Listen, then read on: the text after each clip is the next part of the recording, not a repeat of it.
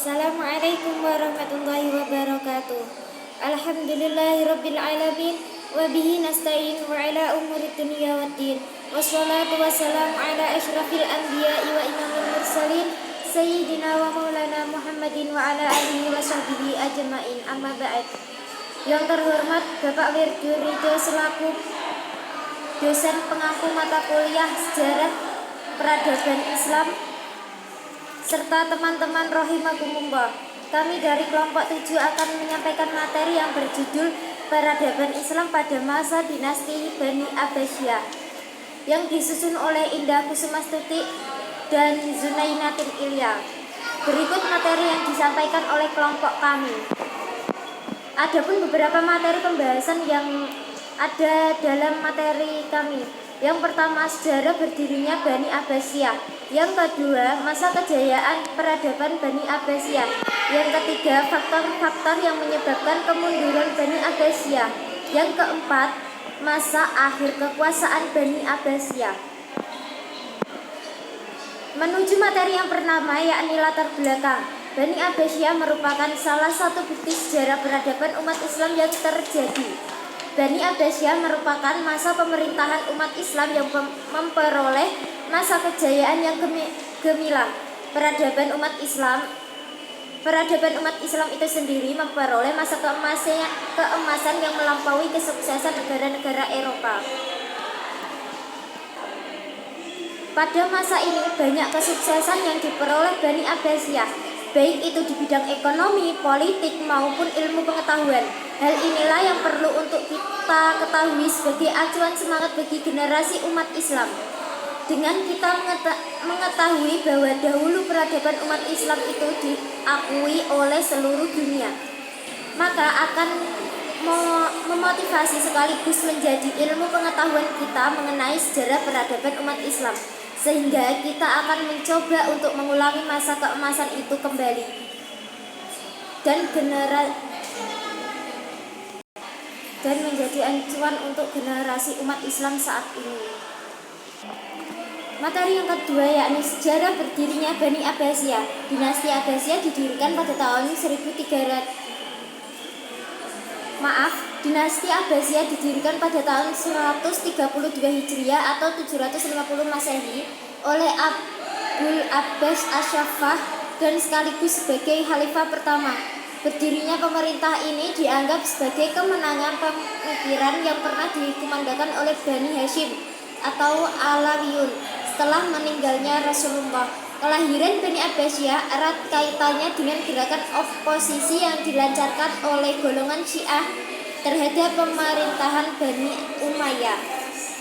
Dengan mengatakan bahwa yang berhak berkuasa adalah keturunan Rasulullah dan anak-anaknya, gerakan oposisi terhadap Bani Umayyah di kalangan orang Syiah dipimpin oleh Muhammad bin Ali. Ia telah dibai'ah oleh orang-orang Syiah sebagai imam. Tujuan utama dari perjuangan Muhammad bin Ali untuk merebut kekuasaan dan jabatan khalifah dari tangan Bani Umayyah. Karena menurut keyakinan orang Syiah, keturunan Bani Umayyah tidak berhak menjadi imam atau khalifah. Yang berhak adalah keturunan dari Ali bin Abi Thalib, sedangkan Bani Umayyah bukan berasal dari keturunan Ali bin Abi Thalib. 2. Masa kejayaan peradaban Bani Abbasiyah. Peradaban dan kebudayaan Islam berkembang dan tumbuh mencapai kejayaan pada masa Bani Abbasiyah. Puncak kejayaan dinasti Abbasiyah terjadi pada masa Khalifah Harun al-Rasyid dan anaknya Al-Ma'mun. Di zaman Khalifah Harun al-Rasyid adalah zaman yang gemilang bagi Islam. Zaman ini kota Baghdad mencapai puncak kemegahannya yang belum pernah dicapai sebelumnya. Harun sangat cinta pada sastrawan, ulama, juga filosof yang datang dari segala penjuru ke Baghdad. Pada masa ini, Abbasiyah lebih menekankan pada perkembangan peradaban dan kebudayaan Islam daripada perluasan wilayah. Disinilah letak perbedaan pokok dinasti Abbasiyah dengan dinasti Umayyah. Ketika Al-Rasyid memerintah, negara dalam keadaan makmur, kekayaan melimpah, keamanan terjamin, walaupun ada juga pemberontakan dan luas wilayahnya mulai dari Afrika Utara sampai ke India. Salah satu pendukung utama tumbuh besarnya ilmu pengetahuan tersebut adalah didirikannya pabrik kertas di Baghdad.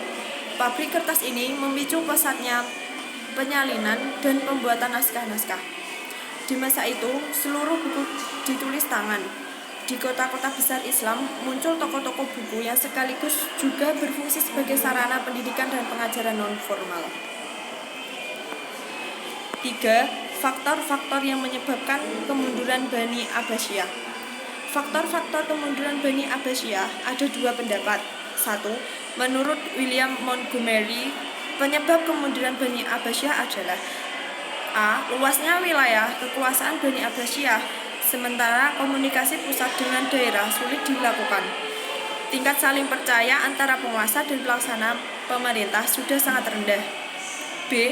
Dengan profesionalisasi angkatan bersenjata, ketergantungan khalifah kepada mereka sangat tinggi. C.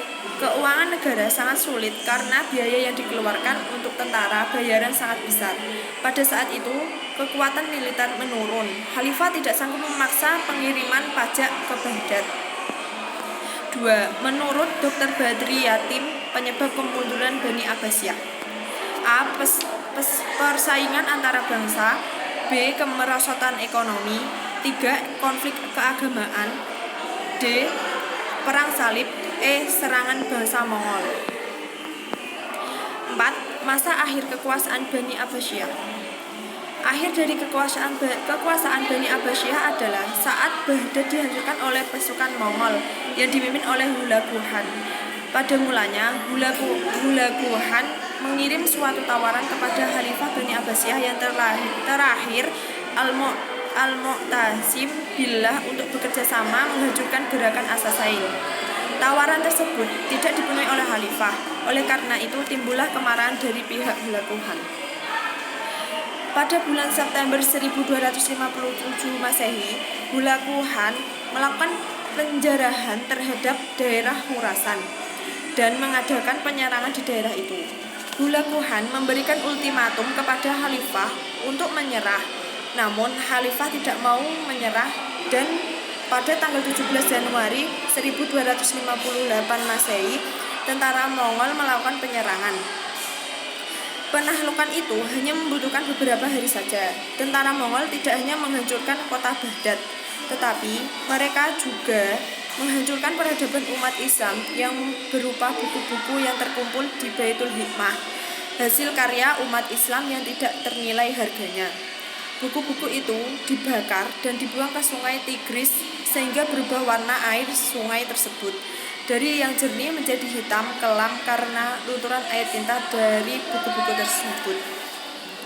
Terima kasih atas sekian dan terima kasih atas presentasi dari kelompok 7. Kurang lebihnya mohon maaf yang sebesar-besarnya.